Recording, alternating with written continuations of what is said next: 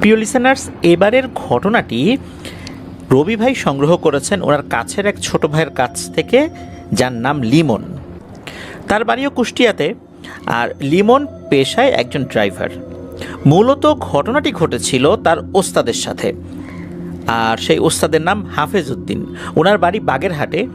উনি 2019 সাল পর্যন্ত গাড়ি চালিয়েছেন, তবে এখনও উনি গাড়ি চালান, তবে অন্য গাড়ি চালান। কেন উনি অন্য গাড়ি চালান, চলুন সেই ঘটনাটি শুনে আসি।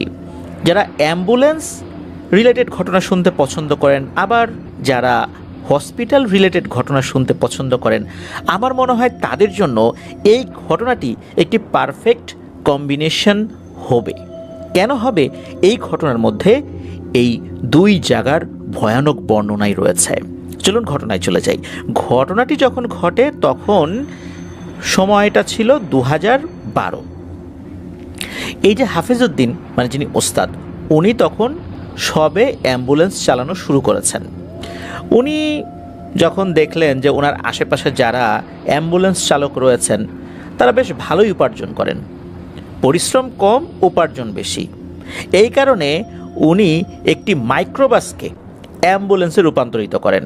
এখন যেরকম অনেক দুর্দান্ত সমস্ত অ্যাম্বুলেন্সগুলো দেখা যায়, যেগুলো অ্যাম্বুলেন্সের জন্যই তৈরি করা হয়েছে, তো ওই সময় কিন্তু বিশেষ করে 2012 সালে এগুলোও ছিল, তবে এত ব্যাপক আকারে ছিল না।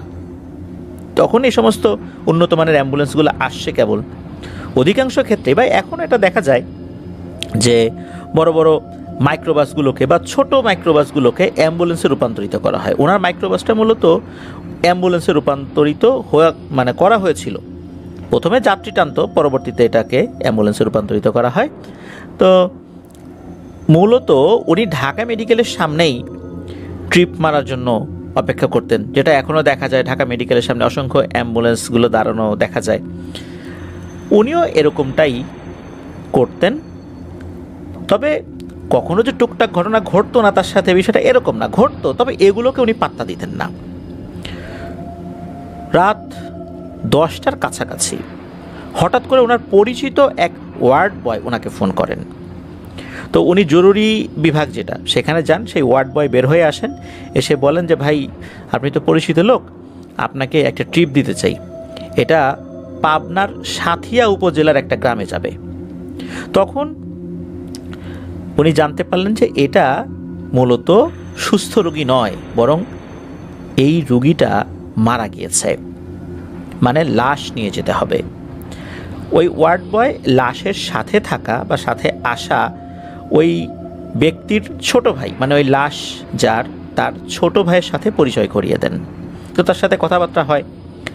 ওয়ার্ড বয় কিন্তু ওই হাফেজউদ্দিন ওস্তাদকে বারবার বলে দিয়েছিলেন যে ওস্তাদ, একটা বিষয় সাবধান, আপনি আল্লাহর নাম নিতে নিতে গাড়ি চালাবেন, আর খুব জরুরি প্রয়োজন ছাড়া কোথাও থামবেন না, আর ঠিকঠাক মতো যাবেন, ফেরার পরে আমাকে এবার জানাবেন যে ঠিকঠাক মতো ফেরত আসছেন, নাহলে আমি একটু চিন্তায় থাকব। তখন এই হাফেজউদ্দিন যিনি ওস্তাদ, উনি বললেন যে আরে মিয়া, কি বলো, এই লাশ টানার কাজ তো একদম যে নতুন করতেছি তা তো না, এর মধ্যে তো বছরখানেক পার হয়ে গেছে, আর টুকটাক ঘটনা তো ঘটেই রে ভাই।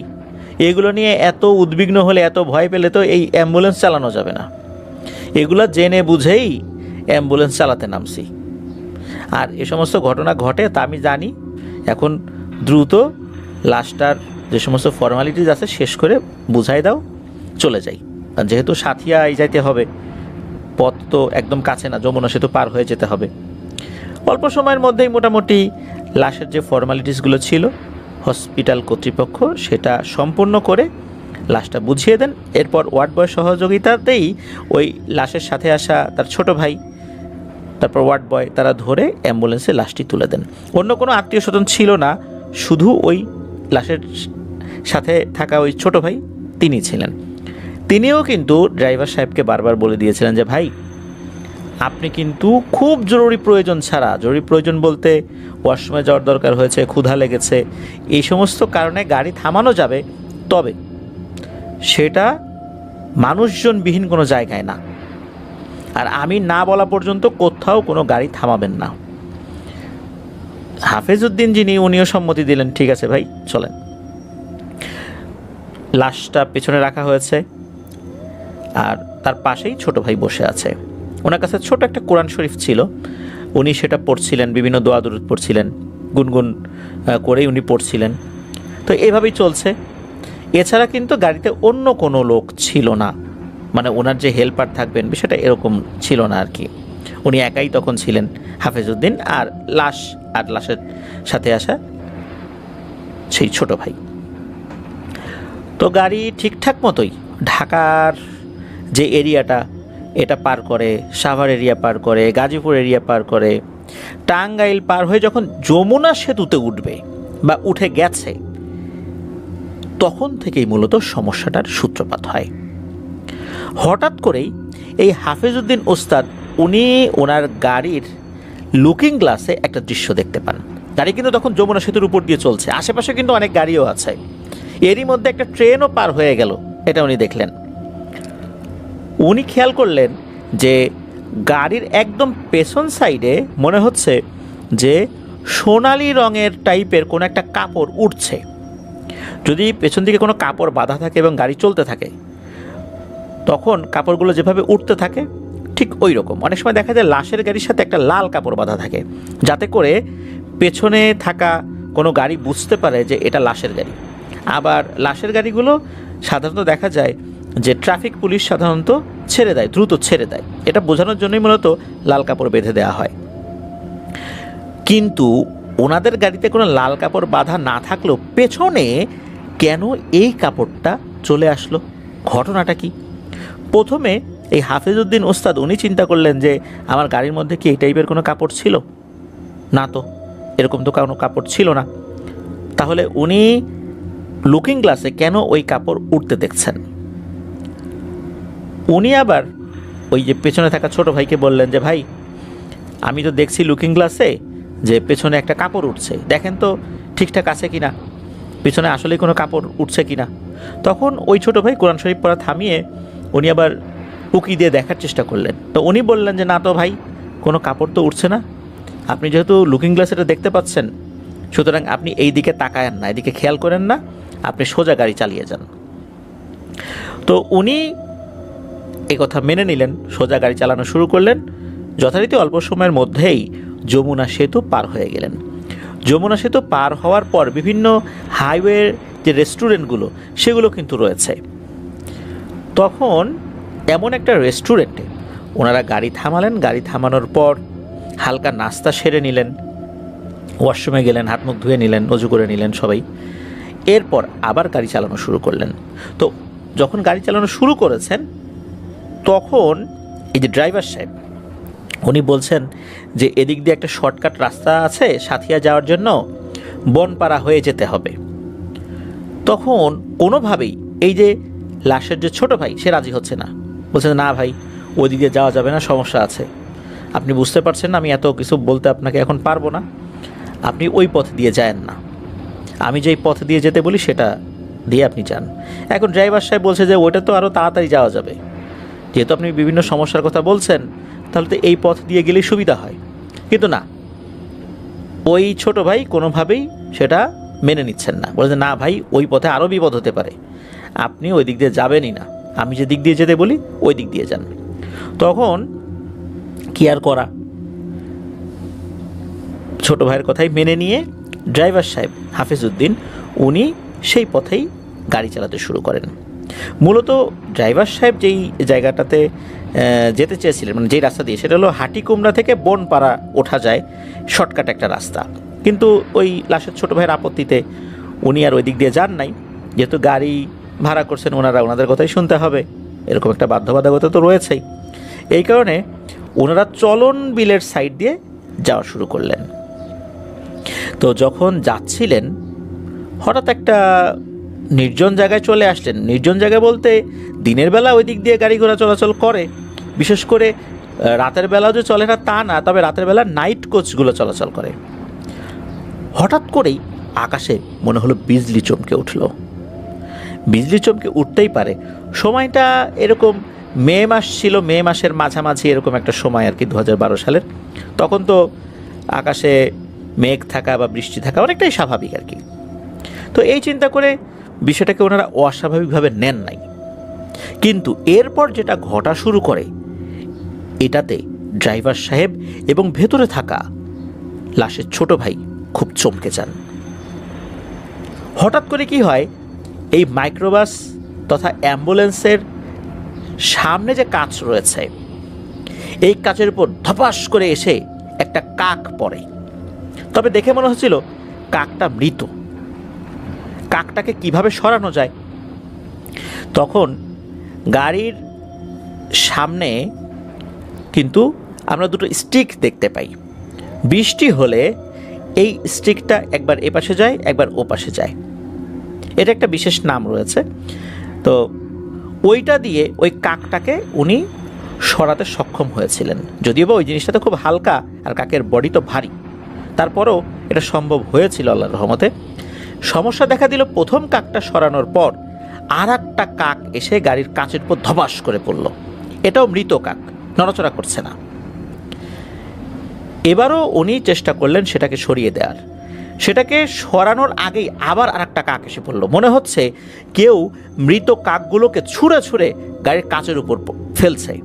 আর যে ফেলছে সে গাড়ির থেকেও দ্রুত গতিতে সামনের দিকে এগিয়ে যাচ্ছে, কিন্তু সামনের দিকে এগোলেও তার মুখমণ্ডল বা বডিটা মনে হচ্ছে যে গাড়ির দিকে ঘোরানো, অর্থাৎ পিঠটা পেছন দিকে। ওই অবস্থায় হাতে মনে হচ্ছে কাক নিয়ে নিয়ে গাড়ির সামনের কাঁচের উপর ছুঁড়ে মারছে, কিন্তু কে মারছে এটা দেখা যাচ্ছে না। তবে কেউ একজন মারছে, এটা স্পষ্ট। এভাবে একটা না দুটা না, প্রায় 20 থেকে 25টি মৃত কাক এসে গাড়ির কাঁচের উপর পড়েছে। আর এত জোরে জোরে রানিং গ্লাসের উপরে এই ভারী জিনিস পড়ার কারণে গ্লাসে ফাটল দেখা দেয়। তবে ফাটল দেখা দিলেও কাঁচ ভেঙে গুঁড়ো গুঁড়ো হয়ে যায় নাই, গাড়ি চালানো যাচ্ছিল। তো এরকম করতে করতেই ওনারা দাসুরিয়া মোড়ের কাছে চলে আসেন। আর ভেতর থেকে কিন্তু সেই ছোট ভাই বারবার বলছে, উনি কোরআন তেলাওয়াত বাড়িয়ে দেন আর মাঝে মাঝে বলছেন, ভাই খবরদার গাড়ি কিন্তু থামায়েন না, গাড়ি থামালে আপনিও শেষ, আমিও শেষ, সব শেষ, এখানেই আমাদের লাশ হয়ে যেতে হবে। তো উনি গাড়ি থামাচ্ছেন না। এক পর্যায়ে দাসুরিয়া মোড়ে আসার পর ওখান থেকে একটা শর্টকাট রাস্তা রয়েছে। তখন ওই ছোটো ভাই বলেন যে এখন আমরা এই শর্টকাট রাস্তায় যাব। তবে এবারে উনি গাড়ি থামাতে বলেন। ওই ছোটো ভাই থামানোর পর উনি গাড়ি থেকে নামেন, গাড়িতে বিভিন্ন দোয়া দুরুদ করে ফু দেন। এই ড্রাইভার সাহেব মানে এই হাফিজউদ্দিন সাহেব তার শরীরে ফু দেন, নিজের শরীরেও উনি ফু দেন। এরপর আবার গাড়িতে ওঠেন, মানে এবার আল্লাহর নামে গাড়ি চালান। আর ইতোমধ্যে কি হয়েছে যে এই সমস্যা যেহেতু শুরু হয়েছে, ওনার যে আত্মীয় স্বজন ছিল, এই লাশের সাথে আসা যে ছোটো ভাই, তাদের যে আত্মীয় স্বজন ছিল তাদেরকে মোবাইল ফোনে কল করে এগিয়ে আসতে বলেছেন। তাদের তো বাইক আছে, যার যার বাইক আছে, এরকম 5-6টা বাইক নিয়ে এগিয়ে আসতে বলেছেন। কোন পথ দিয়ে আসবেন সেটাও বলে দিয়েছেন, যে পথ দিয়ে এখন গাড়িটা এগিয়ে যাবে সেই পথে তাদেরকে আসতে বলা হয়েছে। তো এরপর গাড়ি চলা শুরু করে। চলতে চলতে এমন একটা জায়গায় গাড়ি চলে আসে যে এই রাস্তাটা একদম বরাবর চলে গেছে, মানে সোজা চলে গেছে।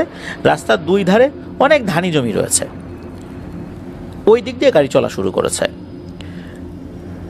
এখন নাকি এই রাস্তার অনেক উন্নতি হয়েছে, তবে 2012 সালে কিন্তু এতটা উন্নত ছিল না সেখানে। গাড়ি চলছে চলছে, হঠাৎ করে এই হাফিজউদ্দিন সাহেব একটা দৃশ্য দেখতে পান। এই একই দৃশ্য কিন্তু ওই লাশের সাথে থাকা ছোট ভাইও দেখতে পেয়েছেন।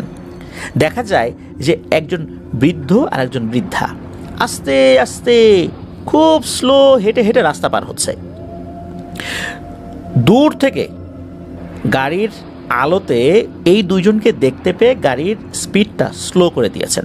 তখন এই যে ছোট ভাই বলছেন যে ভাই গাড়ি চালান, গাড়ি চালান, গাড়ি থামাবেন না, এগুলোর গায়ের উপর দিয়ে চালিয়ে দেন।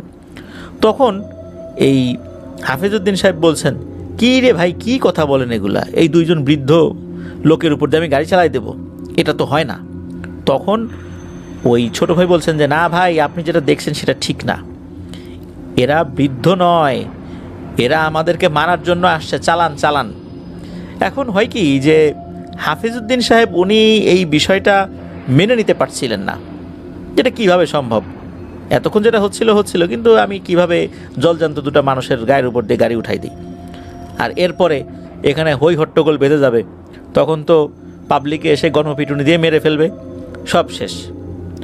উনি যেটা করেছেন সেটা হচ্ছে গাড়ি স্পিড কমিয়ে দিয়েছেন, কমাতে কমাতে একটা পর্যায়ে এসে উনি গাড়ি সম্পূর্ণরূপে বন্ধ করে দেন বলতে গাড়িটা দাঁড় করিয়ে ফেলেন। তখন কিন্তু ওই বৃদ্ধা রাস্তার মাঝখানটা পার করে ফেলে একটু এগিয়েছেন, মানে একদম রাস্তার মিডিলে এটাও বলা যাবে না, বাম পাশ থেকে ডান পাশে আসছিল, মিডিল পার হয়ে আরও একটু ডান পাশের দিকে চলে গিয়েছেন। আর তখন এই দুইজন থেমে যায়, রাস্তার পার হয় না। তখন গাড়ির দিকে ঘুরে এই দুইজন একসাথেই হেসে দেয়, একজন পুরুষ একজন মহিলা বৃদ্ধ। আর যখন হেসে দিয়েছে তখন আরও একটা দৃশ্য এই হাফিজউদ্দিন সাহেব এবং ওই ছোট ভাইও দেখতে পায়। তারা দেখতে পায় যে এই দুইজনের মুখে কোনো দাঁত নেই, আর যখন হেসে দিয়েছে মুখমণ্ডলটা স্বাভাবিকের তুলনায় বেশ বড়ই। আর যেহেতু গাড়ির সামনের লাইটগুলো জ্বলছিল, কেউ যদি মুখটা বড় করে হেসে দেয় তাহলে কিন্তু মুখের মধ্যে জিহবা এটা তো দেখা যাবে, কিন্তু না, মনে হচ্ছিল তাদের মুখের মধ্যে দাঁত তো নাই, আর মুখের মধ্যে গভীর নিকষ কালো অন্ধকার। হেসে দেওয়ার পরপরই তারা মনে হলো খুব দ্রুত রাস্তার ডান পাশ দিয়ে নেমে মাঠের মধ্যে চলে গিয়ে ভ্যানিশ হয়ে গেল। তখন ওই ছোট ভাই বলছে যে ভাই, আপনাকে বললাম যে গাড়ি থামায়েন না, তারপর আপনি গাড়ি থামাইলেন, এখন দ্রুত গাড়ি চালান। তখন হাফিজউদ্দিন সাহেব যখন গাড়ি স্টার্ট আবার দেবেন, ইতোমধ্যে কি হয়েছে, স্টার্ট যে কখন বন্ধ হয়ে গেছে এটা কিন্তু হাফিজউদ্দিন সাহেব বুঝতে পারেন নাই, অথচ সামনের লাইট জ্বলছে, কিন্তু সামনে দুটো লাইট জ্বলছে কিন্তু স্টার্ট বন্ধ হয়ে গেছে। উনি আবার গাড়ি স্টার্ট দেওয়ার চেষ্টা করলেন, কিন্তু গাড়ি আর স্টার্ট নেয় না। উনি বারবার চেষ্টা করছেন, দেখলেন ফুয়েল ঠিক আছে কিনা, মোবিল ঠিক আছে কিনা, অন্য কোনো সমস্যা হয়েছে কিনা। উনি গাড়ি থেকে নেমেও চেষ্টা করেছেন, কিন্তু দেখলেন সব ঠিক আছে, কিন্তু গাড়ি স্টার্ট নিচ্ছে না। এদিকে সেই ছোট ভাই আরও বেশি করে দোয়া দুরুদ পড়া শুরু করে দেন, চিৎকার করে দোয়া দুরুদ পড়া শুরু করে দেন। একটা পর্যায়ে এসে গাড়ি স্টার্ট নেয়, গাড়ি চলতে থাকে। এদিকে মাঝে মাঝেই সেই ছোট ভাই ফোন করে জানছিলেন যে ওই বাইকে যারা আছেন, যারা আসছেন, তারা কত দূর আছেন। বিশেষ করে ওই বাইকের পেছন দিকে যারা বসে আছে তাদের নাম্বারে ফোন দিয়েছে, কারণ যিনি গাড়ি চালাচ্ছেন উনি তার ফোন রিসিভ করতে পারবেন না। তো দেখা যাচ্ছে যে তারা একটু আগে বের হয়েছে, খুব যে বেশিটা পথ আগাতে পেরেছে বিষয়টা এরকমও না, কারণ তাদেরকেও তো বাড়ি থেকে বের হয়ে আসতে হবে। আর হঠাৎ করে ফোন দিয়েছে, সবার তো বাইক রেডিও না, আর একা কাউকে আসতে নিষেধ করেছেন, 4-5টা বাইক বা 5-6টা বাইক নিয়ে আসতে বলেছেন। এই জন্য তারা তো ওইভাবে ম্যানেজ করে বের হবে, একটু সময় ব্যাপার, এটা তো বোঝাই যায়। তো গাড়ি চলা শুরু করেছে আবার আল্লাহর রহমতে। তবে এবার আরও একটা সমস্যা দেখা দেয়। এবার হাফিজউদ্দিন সাহেব এবং এই যে লাশের সাথে থাকা ছোট ভাই, এরা দুইজনই ফিল করছে গাড়ি মনে হচ্ছে যে চলন্ত অবস্থায় 2-3 হাত উপরে উঠে যাচ্ছে, আবার ধরাম করে পড়ছে, আবার কিছুটা পথ এগিয়ে যাওয়ার পর 2-3 হাত উপরে উঠে যাচ্ছে, আবার ধরাম করে পড়ছে। এইরকম অবস্থা হচ্ছে, মানে শূন্যে উঠে যাচ্ছে আবার পড়ছে। এই দৃশ্য চলতে চলতেই আরও একটা ভয়ঙ্কর ঘটনা ঘটতে থাকে। সেটা হচ্ছে হঠাৎ করেই দেখা যায় ওই যে একটু আগে যেই দুই বৃদ্ধ, একজন বৃদ্ধা রাস্তা পার হলো, হাফিজউদ্দিন সাহেব দেখছে এই দুইজন শূন্যে ভেসে ভেসে কোত্থেকে এসে যেন গাড়ির দুই পাশে এসে পড়েছে। মানে একজন গাড়ির এই পাশে আর একজন গাড়ির ওই পাশে এসে টিকটিকির মতো এসে গাড়ি ধরে ফেলেছে, এবং মনে হচ্ছে এরা গাড়ির দুই পাশ ভেঙে ভেতরে ঢুকবে। বেশ কিছুক্ষণ চেষ্টা করলো, পারল না। যখন উনি লুকিং গ্লাসে দেখতে পেলেন এরা টিকটিকির মতো বেয়ে বেয়ে গাড়ির পেছনে চলে আসছে। পেছনের যে ডালাটা থাকে আর কি, এই ডালাটা তারা খোলার চেষ্টা করছে। মূলত প্রথমে মাইক্রোবাসের এক পাশে একটা দরজা ছিল, সেটা খোলার চেষ্টা করেছে, আর ওই পাশটাতে দরজা ছিল না, এই জন্য সে খুলতে পারেনি।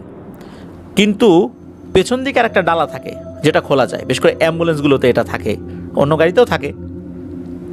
তখন এই জিনিসটা খুলতে তারা সক্ষম হয়।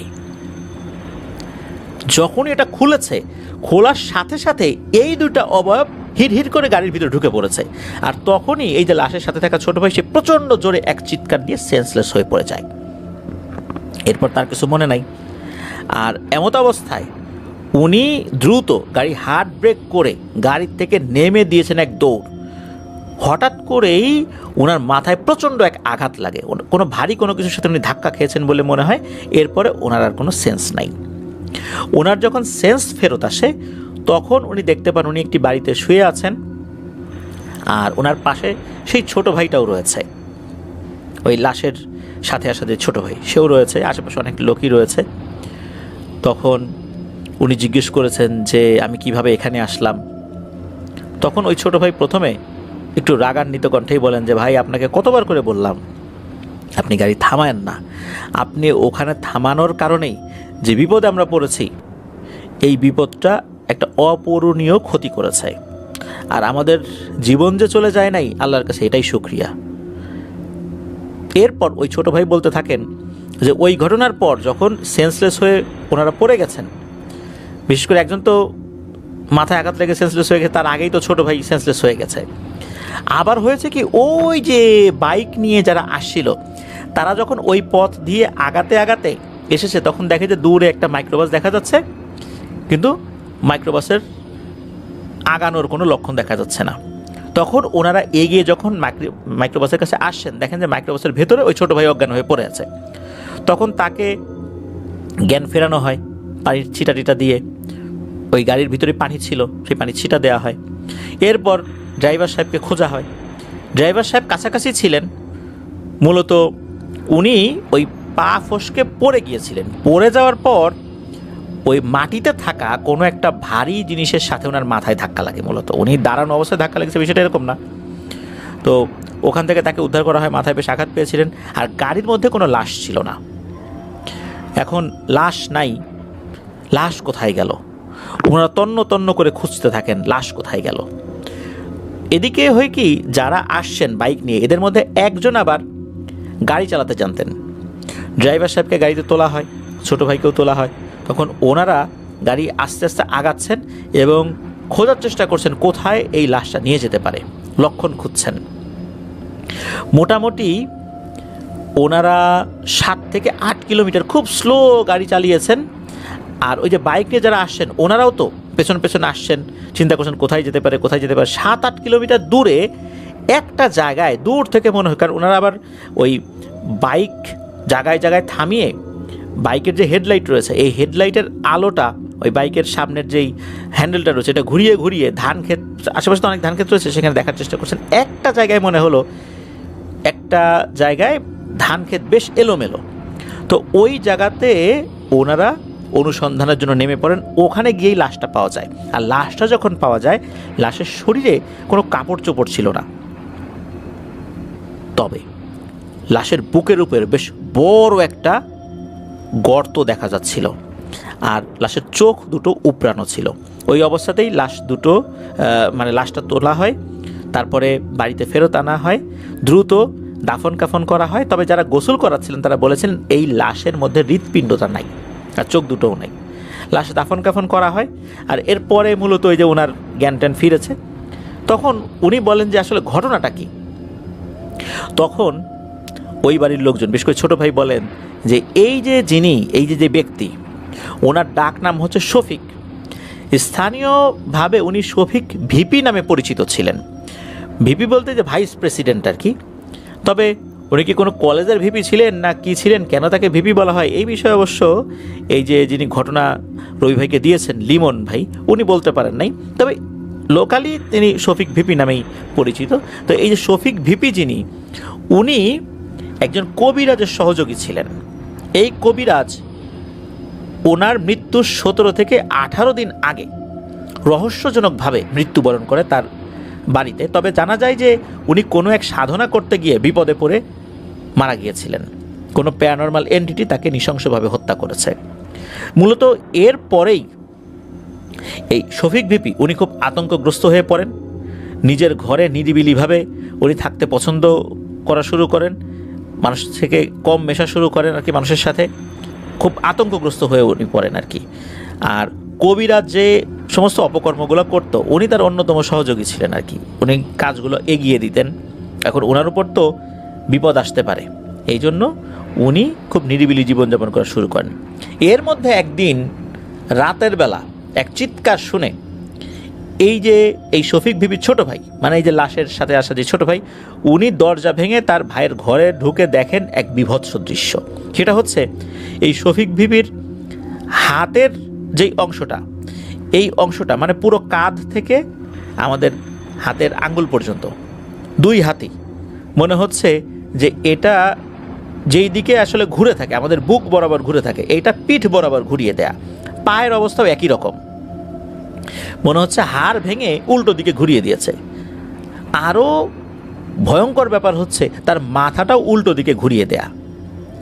মাথাটা যদি উল্টো দিকে পুরো 180 ডিগ্রি উল্টো ঘোরানো থাকে তাহলে কিন্তু কোনো মানুষের বাঁচার সম্ভাবনা থাকে না।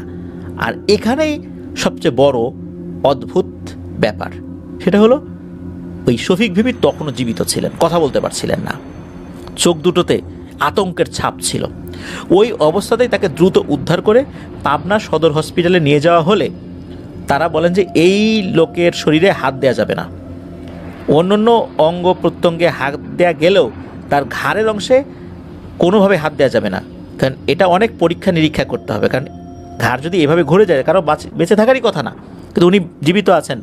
ভালো দক্ষ কোনো ডাক্তার এইটা খুব ভালো করে এমআরআই বা অন্যান্য যে সমস্ত টেস্ট রয়েছে সেগুলো করার পর তারা সিদ্ধান্ত নেবেন। আর এ লোক এখনও জীবিত আছে কিভাবে সেটাই হচ্ছে কথা। তখন দ্রুত ঢাকা মেডিকেলের উদ্দেশ্যে রওনা দেন, কারণ ঢাকা মেডিকেলে তাদের এই শফিক ভিবিরই এক শ্যালক চাকরি করতেন, তার সাথে যোগাযোগ করা হয়, ওই শফিক ভিবির আত্মীয় স্বজনরা যোগাযোগ করে, তো তার পরামর্শে দ্রুত নিয়ে আসা হয়। তো ইমার্জেন্সি বিভাগে তাকে রাখা হয়। এই ইমার্জেন্সি বিভাগেরই যে ওয়ার্ড বয়, এই ওয়ার্ড বয় হচ্ছে সেই ব্যক্তি, এই ব্যক্তি যখন লাশটাকে বুঝে দিচ্ছিলেন তখন এই হাফেজউদ্দিন, যিনি ওস্তাদ আর কি ড্রাইভার, তাকে বলেছিলেন যে ভাই খুব সাবধান। হাফিজউদ্দিন সাহেব যখন ওখান থেকে একদিন বিশ্রাম নিয়ে গাড়ি নিয়ে আবার চলে আসেন, এই ওয়ার্ড বয়ের সাথে কথা বলেন। ওয়ার্ড বয় আরও ভয়ঙ্কর কিছু তথ্য জানায়। ওয়ার্ড বয় জানায় যে প্রথম দিন যখন এই লোকটাকে ইমার্জেন্সি বিভাগে রাখা হয়েছিল, ওই দিন ইমার্জেন্সি বিভাগে রুগীর সংখ্যা ছিল কম, এই লোক ছাড়া আর মাত্র 2 জন ছিল। আর ঢাকা মেডিকেলের যে রুমগুলো, এই রুমগুলো তো অনেক পুরনো, জানালাগুলো কিন্তু কাঠের ফ্রেমের। তো এই ওয়ার্ড বয়ের সেই দিন রাতের বেলা ডিউটি ছিল। আর এই রুগীর তখনও কিন্তু এই যে ঘাড় ঘুরিয়ে দেওয়ার মতো অপারেশন তখনও কিন্তু করার সিদ্ধান্ত ডাক্তাররা নেন নাই, যেটা কিভাবে করা যায়। তারাও এটা নিয়ে পরীক্ষা নিরীক্ষা করছেন, কারণ ঘাড় সোজা করতে গেলেই তার মৃত্যুর সম্ভাবনা 100%ই বলা চলে। এখন কি করবেন? আর রুগীর অবস্থাও ভালো না, এক্সরে করে দেখা গেল শরীরের ভেতরকার অনেকগুলো হাড়ও ভেঙে একদম গুঁড়ো গুঁড়ো হয়ে গেছে। এই রোগীর বাঁচার সম্ভাবনা খুব কম। তবে ওই রাত্রে ওই ওয়ার্ড বয় একটা ভয়ঙ্কর দৃশ্য দেখেছিলেন। সেটা হচ্ছে যে উনি দেখলেন, তখন তো ওই বিশেষ করে অনেক রাত্রে লাইট অনেকগুলোই বন্ধ করে দেওয়া হয়, আবছা আলো থাকে যেহেতু রোগীরা ঘুমাবেন, এই জন্য হঠাৎ করে উনি দেখলেন যে এই যে রুগী, এই রুগীর বেডের পাশে মনে হচ্ছে কোনো একটা কালো অবয়ব বসে আছে, যার হাত পা বোঝা যাচ্ছে কিন্তু চেহারা টেহারা কোনোভাবে বোঝা যাচ্ছে না। আর এই কালো অবয়বটা কি করেছে, তার হাতটা এই রুগীর মানে এই যে শফিক ভিবির সাহেবের মুখের ভিতরে ঢুকিয়ে দিয়েছে। উনি দ্রুত গিয়ে লাইটের সুইচ দিয়েছেন। যখনই সুইচ দিয়েছেন তখন উনি আর কাউকে দেখতে পান না। পাশের বেডে কিন্তু এই শফিক ভিবি সাহেবের যে ছোট ভাই সে শুয়েছিল, ওনাকে ডাক দেন, উনি ঘুমাচ্ছিলেন তখন। মানে কি হয়েছে বলে, এই তো দেখলাম। তখন এই রোগীর কাছে গিয়ে দেখা যায় যে তার মুখ দিয়ে তাজা রক্ত বের হচ্ছে। তখন দ্রুত ডিউটি ডাক্তারকে ডাকা হয়, তিনি আসেন, কোনোভাবে রক্ত বন্ধ করান। তবে সকলেই বুঝতে পেরেছিলেন যে এই রোগী আর বাঁচবে না। এই রোগীর বিষয়ে কী সিদ্ধান্ত নেবেন ডাক্তাররা তখন আসলে বুঝে উঠতে পারছিলেন না, কারণ এই ধরনের ক্রিটিক্যাল রোগীগুলো তো আসলে খুবই কম আসে। আর এই ধরনের রোগীগুলো এতক্ষণ সার্ভাইভও করে না। সাধারণত ঘাড় এভাবে ভেঙে গেলে কয়েক সেকেন্ডের মধ্যে মৃত্যু হয়, সেখানে এই রোগী এরকমভাবে বেঁচে আছেন, কয়েকদিন হয়ে গেছে। দ্বিতীয় দিন তারা সিদ্ধান্ত নেবেন, দ্বিতীয় দিনই নিতে পারেন নাই, কোনোভাবে ট্রিটমেন্ট দেওয়া হচ্ছে আর কি, তখনও জীবিত আছেন, তবে কথা বলতে পারছেন না উনি। দ্বিতীয় দিন রাত্রেও ওই ওয়ার্ড বয়ের ডিউটি ছিল ওখানে। দ্বিতীয় দিন রাতের বেলা হঠাৎ করে ওই ওয়ার্ড বয় দেখতে পান যে ওয়াশরুমের যে করিডরটা রয়েছে, মানে উনি তখন অন্য সাইডে ছিলেন, তখনও ভেতরে ঢোকেন নাই। যখন একবার ঢুকেছেন তখন দেখেছেন যে রুগী সব ঠিকঠাক আছে, সবাই শুয়ে আছে রাতের বেলা, আর ওই ছোটো ভাই সেও আর একটা বিছানায় শুয়ে আছে। উনি তখন অন্য আরেকটা সাইডে গিয়েছেন, সেদিক দিয়ে যখন ফিরছেন ওয়াশরুমের করিডরের ওখানে উনি দেখেন যে কোনো একটা রুগী অন্য আর একটা লোকের উপর ভর করে ওয়াশরুমের দিকে এগিয়ে যাচ্ছে, আর যার উপর ভর করে এগিয়ে যাচ্ছে মনে হচ্ছে কোনো কালো একটা অবয়বের মতো কিছু একটা। তো উনি কি করেছেন, ওনার কাছে সবসময় ছোট্ট একটা টর্চ লাইট থাকতো, এটা হয়তো বা যারা ওইভাবে ডিউটি করেন তাদের কাছে থাকে। উনি যখনই টর্চ লাইটটা ধরেছেন দেখেন যে ওই লোকের সাথে কিছুই নেই, আর সাথে সাথে ওই অবয়বটা পড়ে যায়। কাছে গিয়ে দেখতে পান এটা আর কেউ না, এটা হচ্ছে ওই যে শফিক ভিপি যার ঘাটটা ঘোরানো। তখন উনি তো ডাকাডাকি শুরু করেন সবাইকে, সবাই চলে আসে, তখন তাকে ওখান থেকে নিয়ে যাওয়া হয়। দেখেন যে ওনার ঘাড় কিন্তু ওই রকমই, কিন্তু উনি যখন দেখছেন তখন কিন্তু তার ঘাড়টা স্বাভাবিক মানুষের মতো ছিল। উনি তো অবাক হয়েছেন এটা কি হচ্ছে। মূলত ওই রাতটাই উনি সারভাইভ করেছিলেন, জীবিত ছিলেন। পরের দিন সন্ধ্যার পর উনি মারা যান। ওনার আসলে কোনো ট্রিটমেন্ট করার সুযোগ হয় নাই, কারণ ওনার ঘাড়ে হাত দেওয়ার মতো সুযোগ ছিল না। ওনার মৃত্যুর পরেই মূলত ওনার ঘাড়টা সোজা করা হয়েছিল। এরপরই যখন লাশটা পাবনার সাথিয়াতে নিয়ে যাওয়া হবে, তখন এই ওয়ার্ড বয় ওনার পরিচিত একজন অ্যাম্বুলেন্স চালককে ফোন করেছিলেন, যিনি হচ্ছেন এই হাফিজউদ্দিন সাহেব। তখন মূলত বলেছিলেন যে এই মানে একটু সাবধানে নিয়ে যাবেন। ওই সময় এই বিষয়টা বলেন নাই, বললে আবার গাড়ি চালানোর সময় ভয় পেতে পারেন। আর লাশের সাথে থাকা তার ছোটো ভাই উনি বলেছিলেন। তো ওয়ার্ড বয়ের কাছ থেকে এই বিষয়টা শোনার পর উনি বুঝতে পেরেছিলেন যে আসলে ব্যাপারটা এরকম হয়েছে কেন। মূলত ওইখানে থাকা অবস্থাতে উনি জানতে পেরেছিলেন যারা কবিরাজ টাইপের লোক, তো বা কবিরাজের যারা সহযোগী, তাদের মৃত্যুর পর হৃৎপিণ্ড, চোখ, এগুলো এই প্যারানর্মাল এন্টিটিগুলো বা পিশাচ শ্রেণীর জিনগুলো এরা নিয়ে যায়। নেয়ার পর তারা জাদুটোনা করে, জাদুবিদ্যা, তন্ত্রবিদ্যায় তারাও পারদর্শী হওয়ার চেষ্টা করে। তো এই জন্যই মূলত এই ঘটনাটি ঘটানো হয়েছিল, আর তাকেও এই কবিরাজের সহযোগী হওয়ার কারণে নির্মমভাবে মৃত্যুবরণ করতে হয়েছে, কারণ সেও এই অপকর্মের সহযোগী ছিল। তো এই ঘটনার পরেও কিন্তু এই হাফিজউদ্দিন সাহেব উনি অ্যাম্বুলেন্স চালিয়েছেন। ছোটোখাটো অনেক ঘটনা তার সাথে ঘটেছে, যেমনটা হচ্ছে যে লাশ নিয়ে যাচ্ছেন, হঠাৎ করে লাশ গাড়ির পেছনে উঠে বসেছে। এরপর লাশের সাথে থাকা অন্য আত্মীয় স্বজন চিৎকার চেঁচামেচি শুরু করেছে, তারপর গাড়ি ভারী হয়ে গেছে। এরকম অনেক ব্যাপার ওনার সাথে ঘটেছে। তবে উনি 2018 সালের শেষ দিকে এসে উনি অ্যাম্বুলেন্স চালানো ছেড়ে দেন। 2019 সালের কোনো একটা সময়ে এসে উনি কক্সবাজারে একটি বড় হোটেলে চাকরি নেন। ওই হোটেলে ট্যুরিস্টদেরকে বহন করার জন্য বড় মাইক্রোবাস রয়েছে, বা কোস্টার যে ছোটো ছোটো মিনি বাসগুলো রয়েছে, এগুলো রয়েছে। উনি এখন সেগুলো চালান। মাঝে মাঝে কক্সবাজার এয়ারপোর্টে ট্যুরিস্ট নামলে হোটেল কর্তৃপক্ষ তাদের সার্ভিসের মাধ্যমে তাদেরকে নিয়ে আসেন হোটেলে, এটা করেন। আবার ইনানি যে মেরিন ড্রাইভ রয়েছে এদিকে নিয়ে যান, মানে ট্যুরিস্টদেরকে বহন করার কাজেই উনি এখন নিয়োজিত রয়েছেন। এই হাফিজউদ্দিন সাহেব উনি এখন আর অ্যাম্বুলেন্স চালান না। তো এটাই ছিল ঘটনা। প্রিয় লিসেনার্স, যারা হসপিটাল কেন্দ্রিক ঘটনা আর অ্যাম্বুলেন্স কেন্দ্রিক ঘটনা শুনতে পছন্দ করেন, আমি শুরুতেই বলেছিলাম তাদের জন্য এটা একটা পারফেক্ট কম্বিনেশন হতে পারে।